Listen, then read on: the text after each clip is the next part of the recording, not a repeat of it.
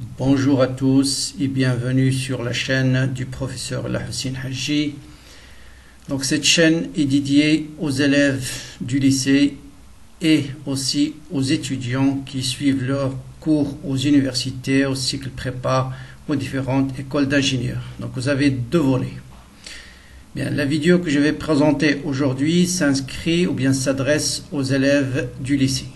Donc dans la deuxième partie de l'année dernière, j'ai proposé plusieurs vidéos dans la chaîne, en particulier le corrigé de tous les baccalauréats, les anciens baccalauréats, des résumés de cours, des QCM qui ont aidé énormément les élèves à préparer leur concours d'après les échos que j'ai reçus. Et bien cette année, je vais vous proposer toute une série de vidéos pour compléter la chaîne sur le programme du terminal. Donc il s'agira des vidéos de cours et aussi des exercices et des examens aussi. Bien, donc pour bénéficier de l'ensemble de ces vidéos-là, abonnez-vous à la chaîne.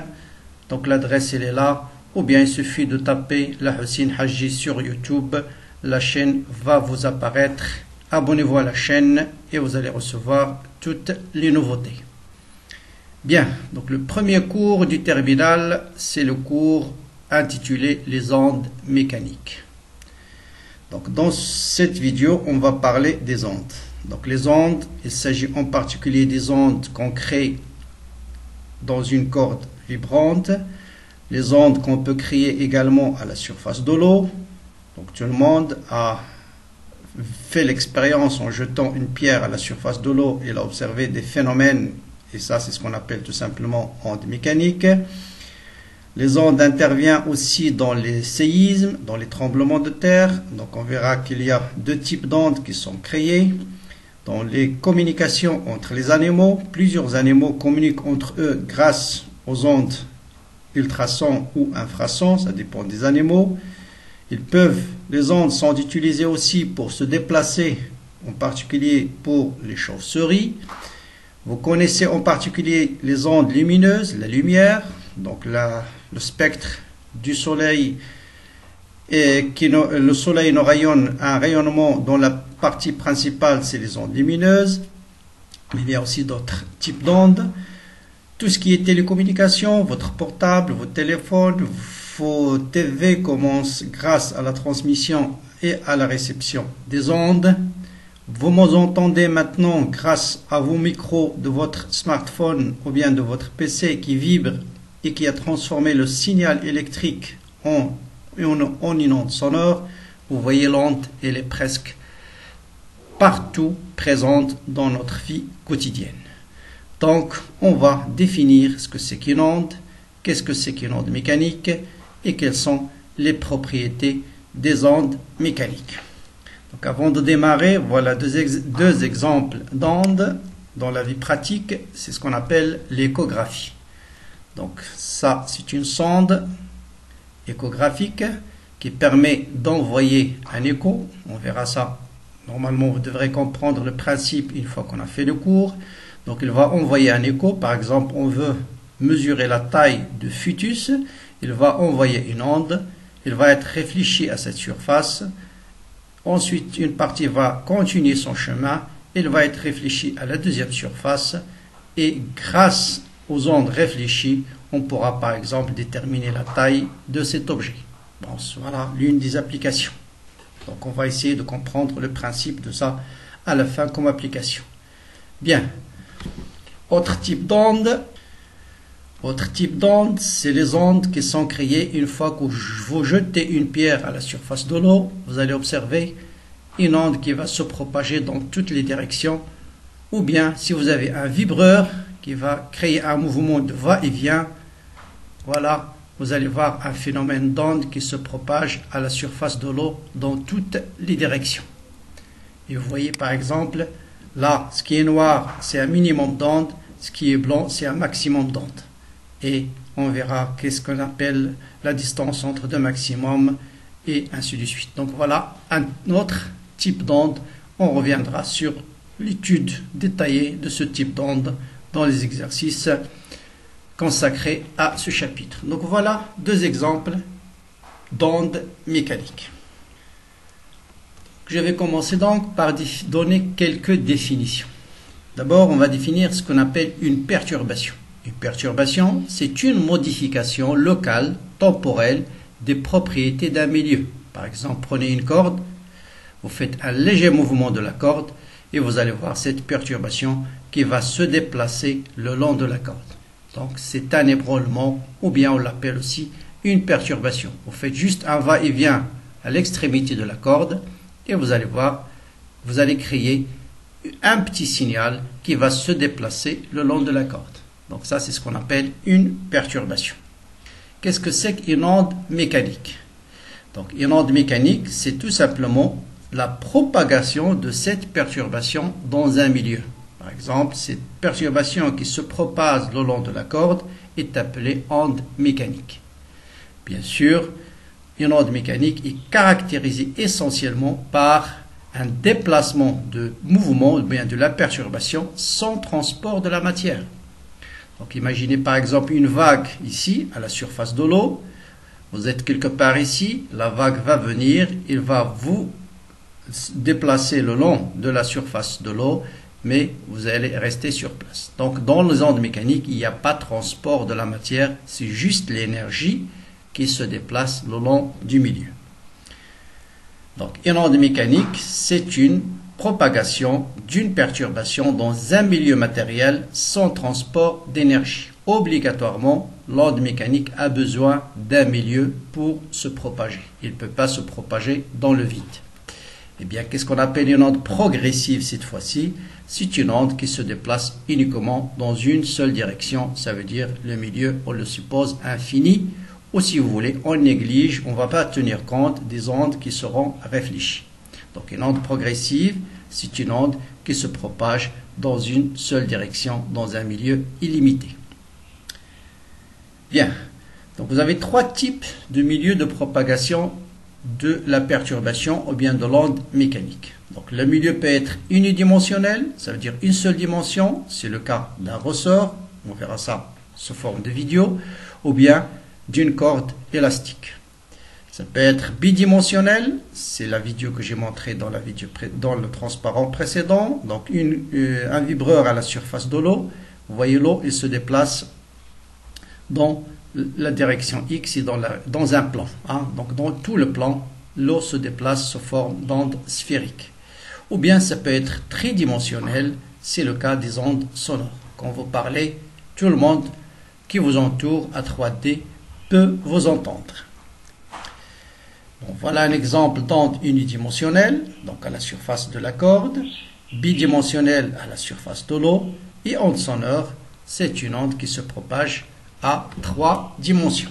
Premier point à retenir, c'est quoi la définition d'une onde mécanique? Donc une onde mécanique, c'est la perturbation, c'est la propagation d'une perturbation dans un milieu matériel sans transport de matière. Donc vous avez deux types d'ondes mécaniques. Il y a ce qu'on appelle les ondes longitudinales, et il y a ce qu'on appelle les ondes transversales. Qu'est-ce que c'est qu'une onde transversale? Donc il est dit transversale si elle est provoquée, ou bien si une onde dit transversale, s'il provoque une perturbation de direction perpendiculaire à la direction de propagation. Voilà par exemple une perturbation que j'ai créée à la surface dans une corde vibrante. Imaginons ça c'est une corde. Je fais un mouvement de va-et-vient et vous allez voir cette perturbation qui va se propager le long de la corde. Quelle est la direction du mouvement qui a créé cette perturbation? C'est un mouvement vertical.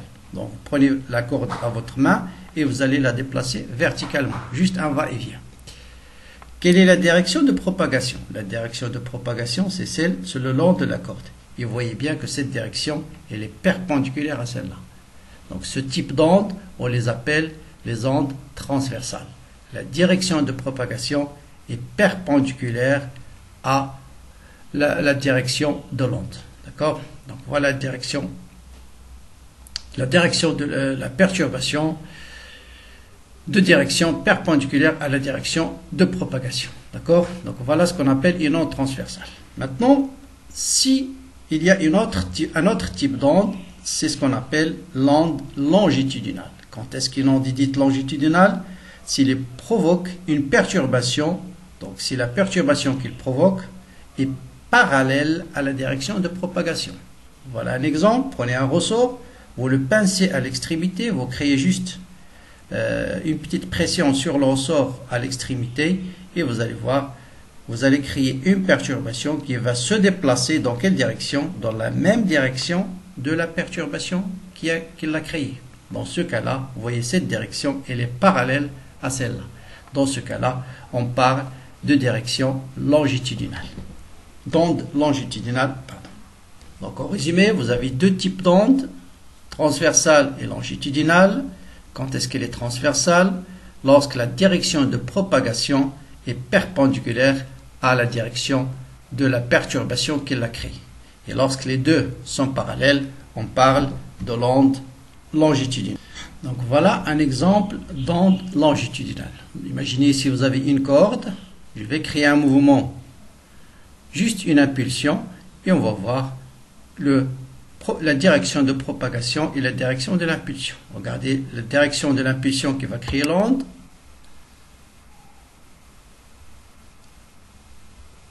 Voilà, donc voilà, vous voyez, la perturbation, je fais un mouvement vers le haut et vers le bas. Ensuite, vous cherchez cette perturbation, voilà sa direction de propagation. Donc, je vais arrêter. D'accord? Donc ça, c'est une perturbation. Donc je refais. Donc vous voyez, la direction de perturbation et la direction de propagation. Ils sont perpendiculaires. Là, j'ai créé une seule perturbation. Mais si je fais un va-et-vient de façon continue, je vais créer ce qu'on appelle une onde sinusoïdale qu'on va voir dans la suite. Vous voyez, là, c'est une onde qui se propage le long de la corde. Voilà la direction de propagation. Vous voyez maintenant la direction de la perturbation. La perturbation, c'est un mouvement vertical. La direction de propagation, c'est un mouvement, c'est horizontal. C'est ce qu'on appelle une onde transversale. Maintenant, voilà un exemple d'onde longitudinale. C'est l'onde créée sur un ressort. Vous voyez, je vais créer ici un pincement du ressort à l'extrémité. Donc, je vais rassembler quelques spires. Donc, je vais les écraser de façon horizontale. Et vous voyez maintenant cette perturbation. Voilà, elle se déplace le long du ressort. Donc, la direction de la perturbation, elle est horizontale. Et la direction de propagation est parallèle à la direction de la perturbation. On parle d'onde longitudinale. Donc, voilà, de façon rapide. Voilà, donc vous créez une perturbation et elle va se déplacer le long du ressort. C'est un autre exemple d'onde mécanique, cette fois-ci longitudinale. Bien, maintenant on va définir la première propriété de l'onde, c'est ce qu'on appelle la vitesse. Bon, dans les ondes, on va les appeler célérité. Donc célérité, c'est tout simplement la vitesse. Pourquoi on a changé de nom? On préfère parler de célérité et non de vitesse, parce que la vitesse d'habitude d'une particule, c'est la particule qui se déplace. Or ici, vous voyez que la matière ne se déplace pas. C'est juste l'énergie qui se propage le long de la corde. Et on préfère utiliser la célérité. Mais la définition, elle est la même. Donc la vitesse de la propagation d'une onde, c'est la distance parcourue par une onde pendant un instant delta t. Voilà, c'est la vitesse, la distance sur le temps. Et elle se mesure bien sûr en mètres par seconde. Cette célérité, elle dépend de plusieurs paramètres. Elle dépend de la qualité d'élasticité du milieu et de son inertie. Si vous avez une corde plus ou moins grande, c'est-à-dire, qu'est-ce qu'on appelle l'inertie? C'est la difficulté plus ou moins grande de mettre en mouvement une corde. Bon, si vous avez par exemple une corde tendue, une corde moins tendue, bien sûr, dans la corde tendue, l'onde va se propager d'une façon plus simple. Si vous avez une onde mou, une onde rigide, une corde, pardon, mou, une corde rigide, la corde rigide qui possède plus d'énergie, plus la corde possède plus d'inertie par exemple, donc la vitesse va être faible. D'accord? L'inertie, c'est, qu'est-ce qu'on appelle l'inertie? C'est la vitesse avec laquelle une déformation va revenir à son état initial. Donc si vous avez une corde mou, bien sûr, il a une faible inertie et donc la vitesse va être faible. Bon, j'ai parlé de la rigidité. Donc pour un milieu, la célérité dépend aussi de type d'onde. On verra ça dans les ondes sismiques. Ils sont caractérisés par deux types d'ondes, une onde transversale et une onde verticale, et les deux n'ont pas la même vitesse. Dans les ondes sonores, on verra que la nature du milieu aussi va influencer sur la vitesse de l'onde. En particulier, les ondes sonores vont être plus grandes dans un solide que dans un liquide, que dans un gaz. Autrement dit, dans les milieux plus denses, la vitesse va être très grande. Et souvent, dans les exercices, on va travailler dans des milieux homogènes isotropes. Ça veut dire la célérité de l'onde est une constante. Bien. Donc on a défini ce que c'est qu'une onde mécanique, ce que c'est qu'une onde transversale, une onde longitudinale, comment définir la vitesse d'une onde. Maintenant, on va introduire ce qu'on appelle une onde mécanique progressive, mais on va ajouter périodique. Qu'est-ce que ça veut dire un mouvement périodique? C'est un mouvement, tout simplement, ou bien une perturbation qui se répète identique à elle-même, à des intervalles identiques. C'est le cas tout à l'heure, vous avez à la surface de l'eau, lorsque je fais un mouvement va-et-vient de façon continue, je crée une sinusoïde à la surface, la corde va avoir un mouvement sinusoïdal. Ce mouvement-là est un mouvement périodique. Donc une onde progressive mécanique périodique, c'est le phénomène qui accompagne la propagation dans un milieu matériel d'un signal ou bien d'une perturbation, mais à condition que cette perturbation se répète de façon identique à des intervalles de temps fixes, identiques, qu'on appelle la période temporelle, T. Donc pour une onde progressive périodique, il va avoir double périodicité, donc on va le voir un peu plus dans le transparent suivant.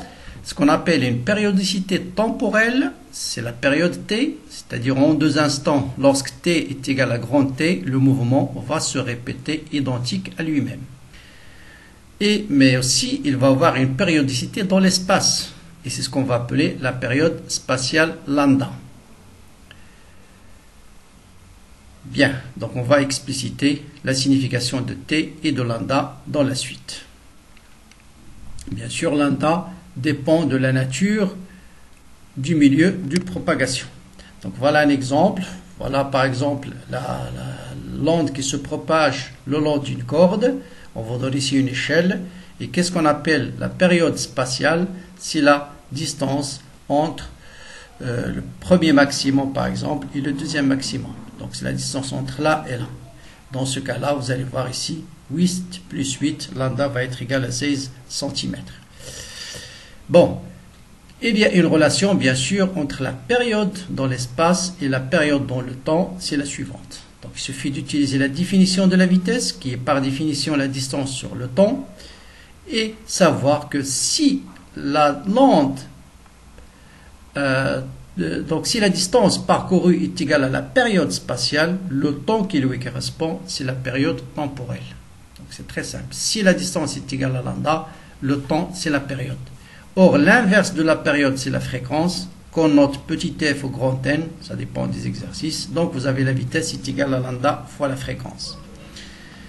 Donc, je peux déterminer lambda, qui est la vitesse divisée par la fréquence. Or, 1 sur la fréquence, c'est la période. Donc, vous avez une fameuse relation qui est très facile à retenir. Lambda est égal à TV. Donc, TV, c'est lambda. Ça vous permet de mémoriser facilement cette relation-là. Et c'est une relation très, très importante dans les exercices des ondes mécaniques. Bien sûr, je vous rappelle la signification physique de la fréquence, c'est le nombre de cycles par seconde. Donc voilà un seul cycle. D'accord? Donc le nombre de cycles par seconde qui se répète pendant une seconde, c'est ce qu'on appelle la fréquence. Maintenant, on va parler un peu plus de ces deux périodes. Quand est-ce qu'on parle de périodicité spatiale? Et là, il faut faire très attention entre ces deux représentations.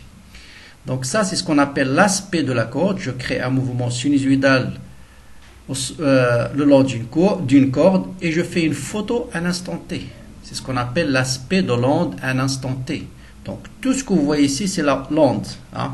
Ça, c'est un point de l'onde de la corde, par exemple. Ça, c'est la photo de la corde à un instant T. Donc vous avez plusieurs points qui vibrent. Autrement dit, cette représentation, c'est l'élongation des points en fonction de x. Donc vous voyez bien qu'ici, on parle de l'espace, un déplacement bien sinusoïde de l'espace. Et qu'est-ce que c'est que la longueur d'onde? C'est la distance qui sépare deux maximums consécutifs. Voilà. Donc c'est ça la définition de lambda. C'est ce qu'on appelle sinusoïde des espaces. Donc faites très attention. Qu'est-ce qu'on appelle sinusoïde des espaces? Ou bien quand on parle de l'aspect d'une corde à un instant t, sachez que la courbe, c'est l'élongation en fonction de x. Autrement dit, à partir de cette courbe, on va déduire la période spatiale, lambda. Bien, donc ça, c'est la corde. Maintenant, si vous prenez un seul point de la corde, par exemple, le sommet, l'origine de la corde, vous voyez que l'origine de la corde, qu'est-ce qu'il va faire? Il va faire un mouvement de va-et-vient. Donc ça va être aussi une fonction sinusoïdale. Mais cette fois-ci en fonction de quoi? En fonction du temps. Donc, si je trace le mouvement de S en fonction du temps, donc voilà, à t égale à 0, il monte, il descend, il monte, il descend. Donc la position de S, elle est fixe. C'est dans l'espace, elle est fixe. Mais elle varie en fonction de quoi? Il varie en fonction du temps. Donc faire la différence entre l'aspect de la corde à l'instant t et le mouvement d'un point de la corde. Donc on va représenter ici deux types de mouvements, deux points, le point S et un autre point quelconque M. Et j'ai choisi deux points lorsque à cet instant-là, l'amplitude de S est nulle, l'amplitude de M est maximale. Si je prends ce point-là, il va avoir le même mouvement que S, parce qu'à cet instant, vous voyez, ils ont même amplitude, 0. Si je prends ce point-là et ce point-là, vous allez voir que quand celui-là est maximal, celui-là est minimal. Bien. Donc, si je trace le mouvement de M en fonction du temps, à cet instant-là, on le prend comme origine. Vous voyez bien que M est maximal. Ensuite, c'est un mouvement sinusoïdal. Donc, il va refaire le même mouvement que de la source, mais avec un décalage. Ça dépend de la position, de la distance entre le point M et la source. Donc, ici, là aussi, c'est juste le point M qui se déplace. Donc, c'est un mouvement sinusoïdal. Et dans ce cas, on parle de la période temporelle. Ça veut dire, on parle ici d'une sinusoïde des temps et non pas une sinusoïde d'espace. Donc, c'est un point clé, très très important à ne pas confondre l'élongation en fonction de x. Et quand est-ce qu'on parle de l'élongation en fonction de x et l'élongation d'un point? Donc ça, c'est toute la corde qu'on représente. Alors que lorsqu'on parle de l'élongation d'un point, on parle d'un point fixe. Donc c'est une étude en fonction du temps. À partir de cette courbe, on détermine l'amplitude, on détermine la période spatiale, et à partir de cette courbe, on peut déterminer l'amplitude de l'onde et la période temporelle. Bien. Maintenant, on va passer à un autre point, c'est comment tracer, dessiner l'aspect de la corde à un instant t. Ça veut dire je fais un mouvement de l'onde de la corde et on va essayer de tracer l'aspect de l'onde à l'instant t. Donc je reviens à l'expérience de tout à l'heure. On va créer un mouvement continu et je vais arrêter la courbe juste après un instant t. On va démarrer. Stop. Non, ça n'a pas marché.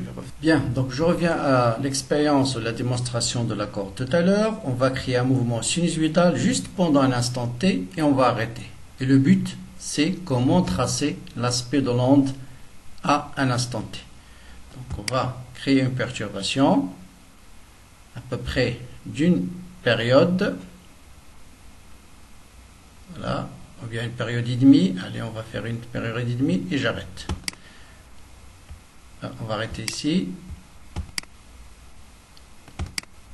Voilà, vous voyez déjà l'aspect, vous voyez, le front d'onde, il regarde toujours en bas. Voilà la première propriété. Et vous voyez juste la perturbation, je l'ai arrêté ici. Donc comment tracer cet aspect-là à un instant t donné? Donc pour tracer l'aspect d'une corde à un instant t, il y a quelques étapes à suivre. Première point, c'est déterminer la position du front d'onde. Le front d'onde, c'est le premier point qui bouge dans la corde.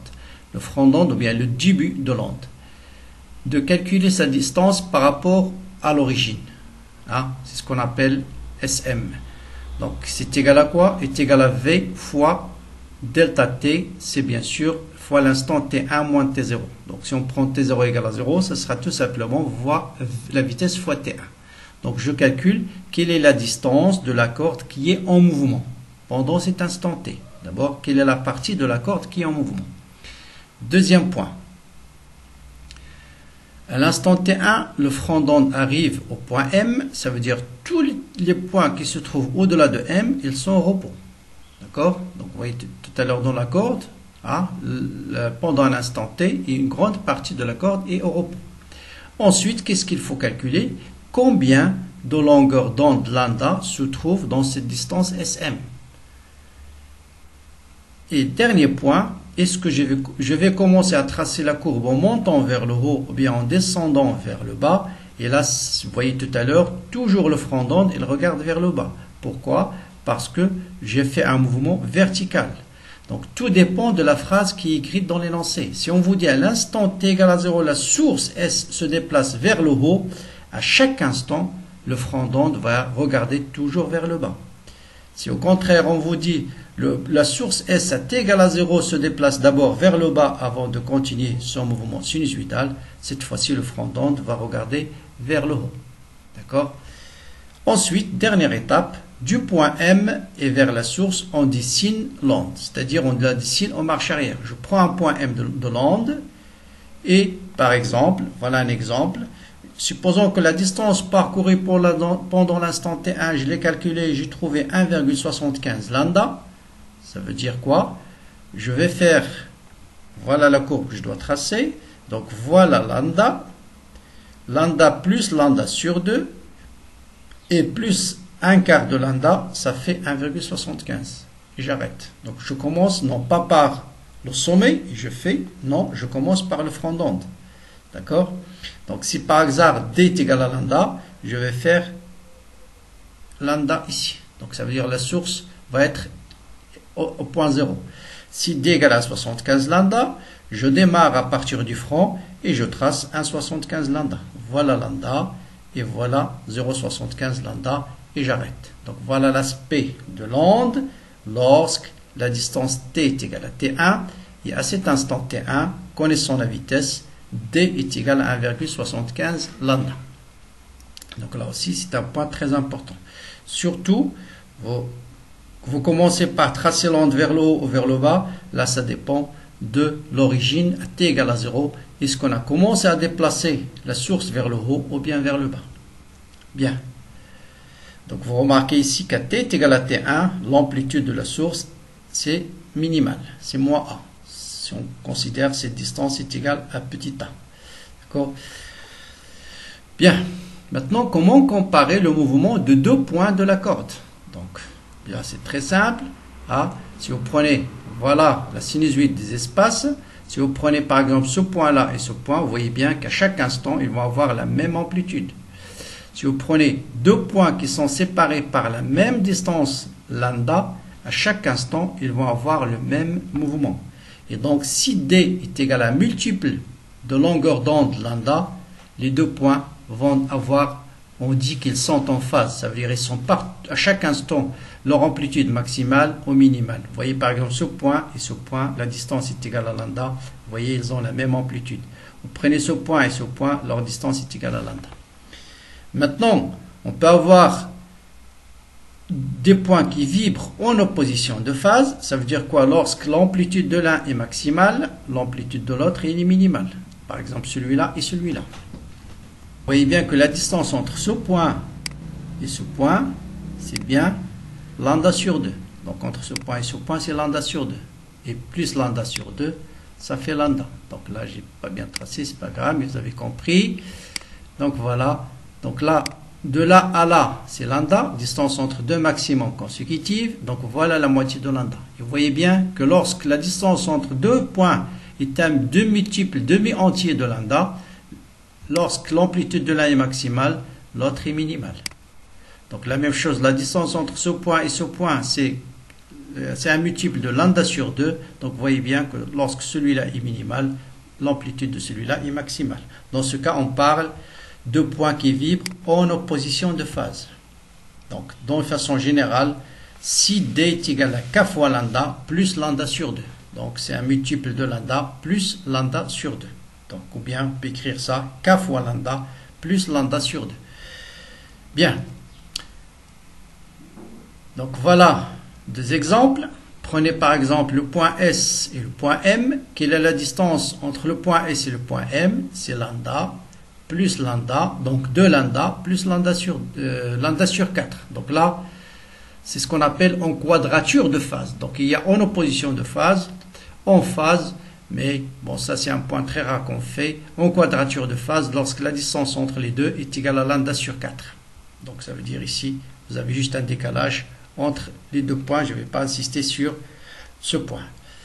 Bien. Maintenant, je vais vous montrer ce principe de points en opposition de phase et en phase, et on va prendre deux points dont la distance est un multiple de lambda. Voilà la distance entre ces deux points et lambda. Et on va tracer la surface, voilà, YS, YM, donc ça c'est S, ça c'est M. Vous voyez bien que l'amplitude, les deux amplitudes sont parfaitement confondues. Lorsque l'un est maximal, l'autre est maximal. Lorsque l'un est minimal, l'autre est minimal. On parle cette fois-ci, voilà ce qu'on appelle deux points qui vibrent en phase. Ils ont exactement la même élongation, quel que soit t. Bien, on va arrêter. Et on va prendre maintenant un point dont la distance est égale à 2 fois lambda plus lambda sur 2. Par exemple, 1,5.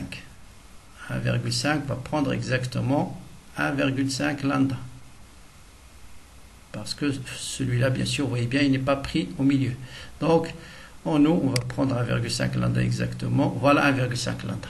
Donc, la distance entre ce point et ce point, c'est k lambda, lambda plus lambda sur 2.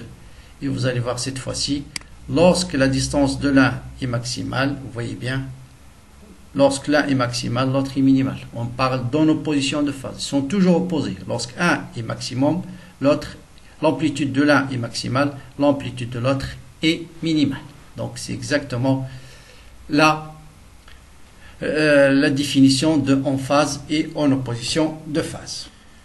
Bien, maintenant je vais passer à une autre notion importante, c'est ce qu'on appelle l'équation horaire d'un point. Comment déterminer l'équation mathématique de l'élongation YS en fonction du temps. Donc je prends une corde, voilà la source, et voilà un point M de la corde. Donc on va créer un mouvement sinusoïdal au niveau de la source, et ça c'est l'aspect de l'onde à l'instant T. D'accord? Donc YS en fonction du temps. Donc ça c'est plutôt, faites attention, ça c'est YS, donc c'est juste le point S qui se déplace, et si je trace l'élongation de la source en fonction du temps, j'obtiens ce qu'on appelle sinusoïde du temps. Maintenant, comment déterminer l'élongation d'un point M de la corde en fonction du temps? Bien sûr, pendant un instant T qu'on va mettre l'onde pour parcourir la distance SM, le point M sera au repos. Donc, et voilà, le point M sera au repos. Mais à partir de cet instant où l'onde arrive au point M, le point M lui aussi va faire un mouvement sinusoïdal en fonction du temps. Et voilà la courbe de l'élongation du point M en fonction du temps. Donc, qu'est-ce qu'on dit? Que le mouvement du point M, ou bien le point M, reproduit exactement le même mouvement de la source, mais à un instant t moins θ. Θ, c'est quoi? C'est le temps que met l'onde pour parcourir cette distance. Voilà θ. Autrement dit, tant que t est inférieur à θ, le point M il est au repos. Donc le mouvement de M ne démarre que si t est supérieur à θ. Bien sûr, on peut dire aussi ça d'une autre manière, que le mouvement du point M à l'instant t plus θ, c'est exactement le mouvement qu'avait la source à l'instant t, dans un instant antérieur. Bien. Pour déterminer bien sûr la durée θ, il suffit de connaître la distance SM et la vitesse de l'onde. D'accord? Donc la perturbation point M reproduit exactement la perturbation de la source, mais avec un retard, on l'appelle retard temporel θ. D'accord? Pourquoi?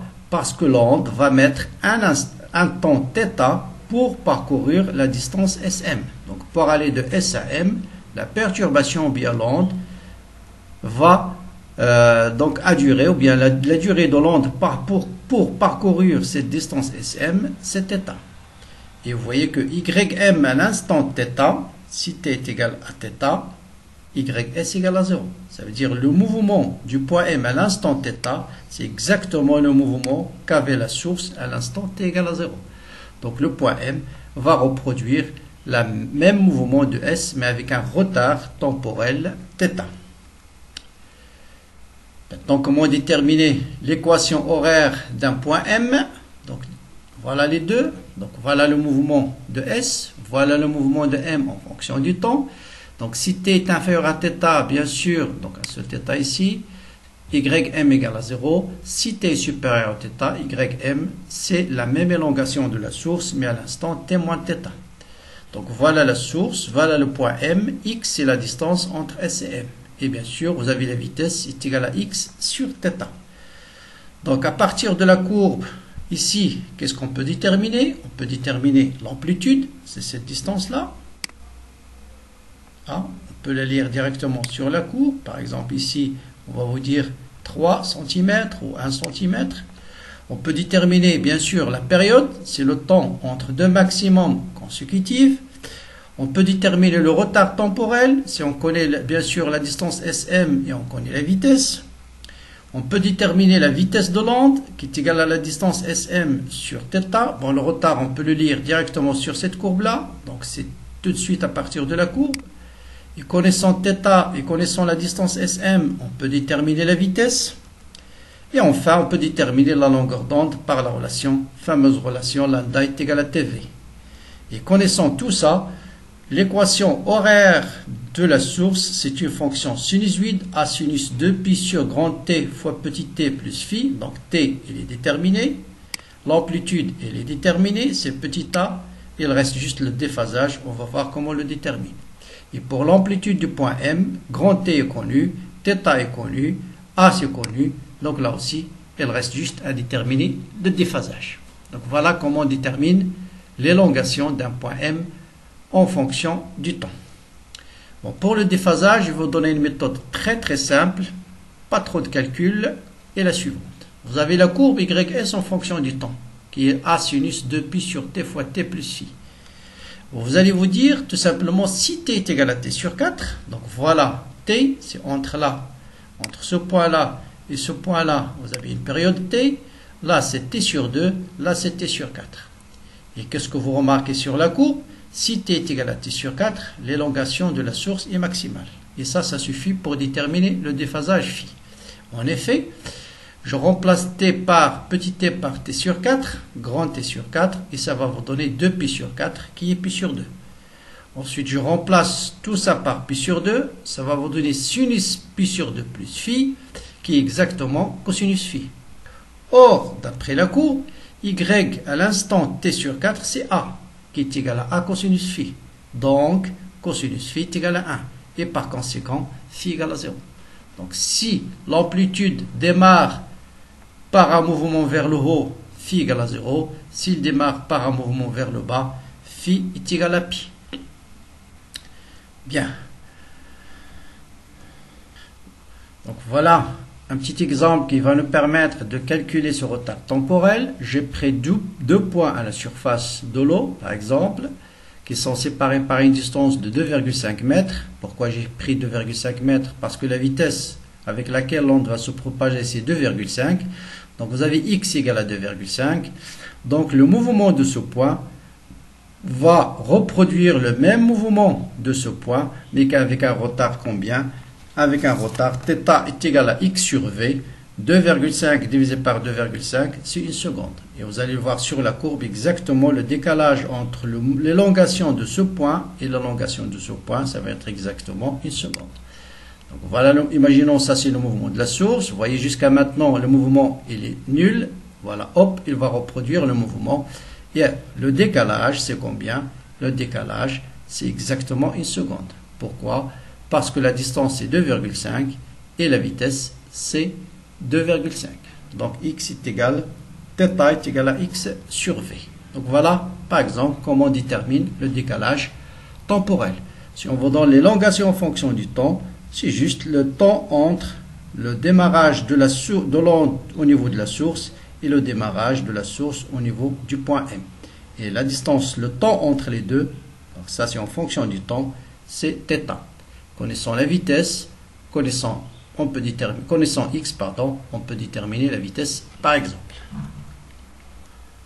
Bon, dernier point sur les ondes ondes mécaniques, il y a ce qu'on appelle les ondes à la surface de l'eau. Vous allez voir souvent, vous avez deux types d'ondes, soit le vibreur dans une cuve, donc c'est le cas ici, le cas d'en bas, qui va vibrer et va créer une surface, une onde qui se propage dans cette direction-là, soit un vibreur au milieu d'une cuve ou bien d'un lac, et vous allez voir une propagation d'ondes dans les deux dimensions, alors qu'ici vous avez propagation à une seule dimension. Et souvent on vous donne ce schéma. Donc qu'est-ce que ça signifie ce schéma? Ici vous voyez bien que l'amplitude est minimale, là l'amplitude est maximale, c'est juste une vue transversale dans une direction donnée de la surface de l'eau. Donc l'onde, à partir de la source, il va se propager à gauche et à droite, et la distance entre deux maximums, c'est la longueur d'onde lambda. Donc on reviendra sur ce type de schéma dans les exercices. Donc vous avez deux types, soit ce qu'on appelle une réglette verticale au bord ou à l'intérieur, au bord inférieur, au repos à la surface libre d'une nappe, ou bien au milieu d'une nappe. Donc vous avez les deux schémas. Dans ce cas-là, vous avez une seule onde sinusoïdale qui se propage dans une seule direction. Donc vous avez deux ondes sinusoïdales qui se propagent dans des directions opposées. Enfin, pour déterminer les vitesses, je vous donne les différentes méthodes. Premièrement, si vous connaissez bien sûr la fréquence ou bien la période et la longueur d'onde, ce qui est souvent le cas, la vitesse est égale à lambda fois n, ou bien vous pouvez tout déduire à partir de la fameuse relation lambda est égal à tv. Deuxième point, si à partir de la sinusoïde des temps, je connais le décalage temporel entre l'origine et un point M de la corde, je connais θ, je connais la distance entre SM, je peux déterminer la vitesse par x sur θ. Si on vous donne par exemple l'aspect de l'onde à l'instant T1, donc voilà l'aspect de l'onde à l'instant T1, donc je peux déterminer x, la distance parcourue par l'onde ou bien la partie de l'onde qui est perturbée, c'est tout simplement la distance entre la source et le front d'onde. Vous connaissez la vitesse, l'instant T1, vous pouvez déterminer V par la distance SM sur T1. Ou bien, si on vous donne l'aspect de l'onde entre deux instants différents, par exemple on a un instant T1 et un instant T2, il suffit de voir quelle est la distance parcourue par le front d'onde, qui est ici indiqué par le point A, ici par le point B. Donc il suffit de déterminer la vitesse, c'est égal à la distance AB divisé par T2 moins T1. Donc là c'est l'aspect de l'onde à l'instant T1, l'aspect de l'onde à l'instant T2. Donc d'après la courbe, vous allez déterminer la distance AB. Vous connaissez T1 et T2, donc vous pouvez déterminer la vitesse par AB sur T2 moins T1, ou bien BC divisé par T3 moins T2. Donc je finis par les choses vraiment à retenir. Donc on appelle onde le phénomène résultant de la propagation d'une succession d'ébranlements dans un milieu donné. Une onde progressive est une onde qui se propage dans un seul sens. Je vais vous montrer dans la vidéo les autres types d'ondes. La propagation d'ondes mécaniques correspond à un transport d'énergie et sans transport de la matière. Bon, une onde transversale est dite transversale si la direction des déformations est perpendiculaire à la direction de propagation. Elle est dite longitudinale lorsque les deux directions sont parallèles. Enfin, toute onde se propageant dans un milieu ouvert est caractérisée par une double périodicité spatiale et temporelle, et la relation entre les deux, c'est lambda est égal à tv. Et la célérité ou bien la vitesse d'une onde dépend de la nature du milieu de propagation et de ses propriétés. Et enfin, sachez qu'une onde mécanique est une onde qui ne peut se propager que dans un milieu matériel. Autrement dit, il ne peut pas se propager dans le vide comme une onde lumineuse dont on va voir dans la troisième partie de ce cours. On passe à quelques exemples d'applications. Donc voilà un fœtus, donc un petit bébé dans le ventre de sa maman, et on veut déterminer par exemple la dimension de ce bébé-là. Donc qu'est-ce qu'on fait? Donc vous avez ici la sonde, et vous voyez ici qu'on met un gel. Ceux qui ont déjà fait une échographie, on vous met un gel entre la sonde et la peau. Pourquoi d'abord on met ce gel? Tout simplement pour atténuer l'effet de l'air, pour que le gel a les propriétés, a pratiquement les mêmes propriétés que le corps humain, et donc les ondes vont se propager dans un même milieu. Sinon, s'il n'y a pas de gel, c'est comme vous avez ici une barrière entre les ondes et le milieu. Donc pour avoir en termes d'impédance une bonne impédance. Bien, donc l'onde va être émise sous forme d'un train d'onde. Voilà, le train d'onde va être émis à l'instant t égale à 0, va arriver à la surface du fœtus et va être réfléchi. Donc voilà, donc après un instant t1, on va recevoir, l'onde va recevoir le premier écho. Une partie de l'onde va continuer son chemin, il va être réfléchi ici. Pourquoi il va être réfléchi ici? Parce que ici il sépare deux milieux, un milieu à l'extérieur du fœtus et un milieu à l'intérieur du fœtus. Donc vous avez une barrière, donc vous avez une première réflexion. Vous aurez une deuxième réflexion lorsque l'onde va sortir, va passer du fœtus vers l'extérieur. Donc une deuxième réflexion. Et bien sûr, connaissant le temps entre les deux ondes réfléchies, connaissant la vitesse de propagation de l'onde sonore, on peut déterminer facilement la taille du fœtus. Voilà un exemple d'application des ondes dans l'échographie. Bien, je termine par cette illustration qui va montrer quelques exemples d'ondes. On va créer d'abord une perturbation et vous allez voir, voilà, par exemple ce point-là, il va être au repos jusqu'à ce que la perturbation arrive en ce point. Il va reproduire exactement le même mouvement de la source. Et on va traiter d'abord ce qu'on appelle d'onde progressive. Donc voilà, une onde progressive, pardon, on va faire juste une perturbation. Voilà, une onde progressive et elle se déplace dans un seul sens. Donc si on met une extrémité fixe, vous allez voir cette fois-ci ce qu'on appelle une onde progressive et une onde régressive. C'est-à-dire vous allez avoir une onde qui se propage vers la gauche et une onde réfléchie qui va se propager vers la droite. Cette onde n'est pas progressive, mais elle est progressive et en même temps régressive. Vous voyez une onde qui se propage dans les deux sens. Mais cette année, au baccalauréat, on va traiter uniquement les ondes progressives. Donc on va mettre pas d'extrémité, ça veut dire le milieu, et on va supposer qu'elle est infinie. Bien, si vous avez un mouvement oscillatoire, donc vous voyez maintenant le mouvement donc de la source. Si je prends uniquement le mouvement de la source, c'est un mouvement oscillatoire en fonction du temps. Si je fixe l'image, ça c'est l'image de la corde à l'instant t. Donc vous voyez l'image de la corde à l'instant t. D'accord, je représente tous les points de la corde. Qu'est-ce qu'on peut dire aussi sur cette image-là? Voilà, on va voir maintenant l'aspect de l'onde à l'instant t. Je vais démarrer, je vais arrêter. Je vais considérer par exemple cet instant. Voilà. Donc vous voyez, bon, je vais essayer, voilà, hop. Voilà, cet instant.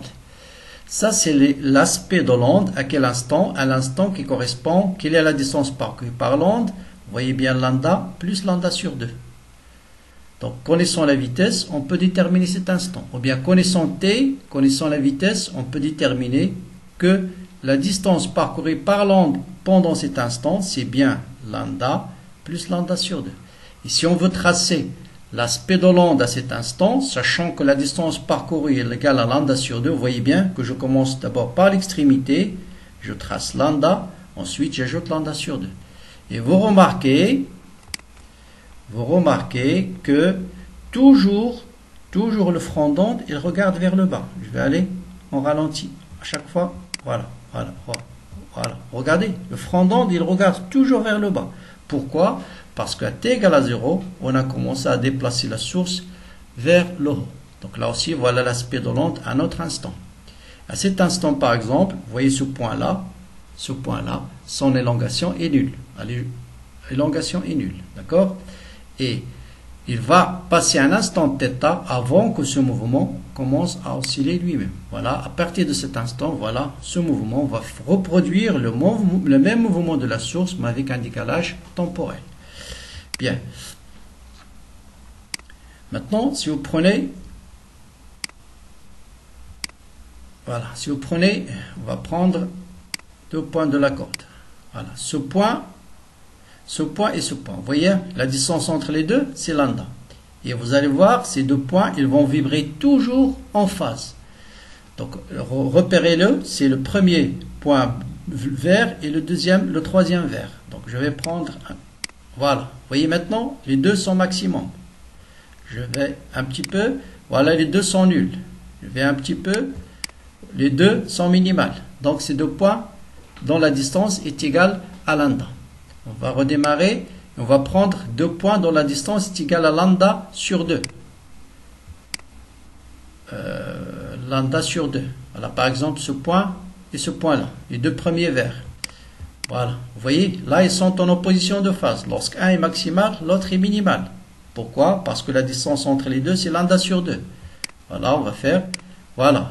Le premier, il est maximal. Le deuxième, il est minimal. Et ainsi de suite. Donc, c'est deux points qui vibrent. Donc, on va vérifier tout ce qu'on a vu dans le cours. Prenez ce point-là, son amplitude est nulle. Donc à un certain moment, vous voyez, il va commencer à la distance entre ce point et ce point, on va voir il est comment.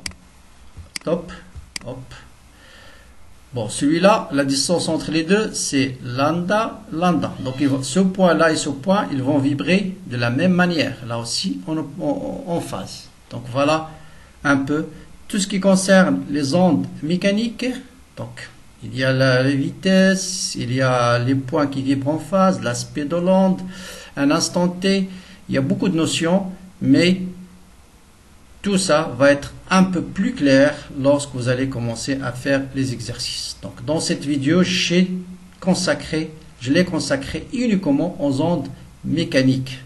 Bien sûr, on va voir qu'il y a deux autres types d'ondes, ce qu'on appelle les ondes sonores et les ondes électromagnétiques ou bien la lumière. Donc voilà, partagez la vidéo au maximum avec vos amis. N'oubliez pas de vous abonner à la chaîne. Il y aura énormément de contributions tout au long de cette année. Très très bon courage et bonne continuation et à très bientôt.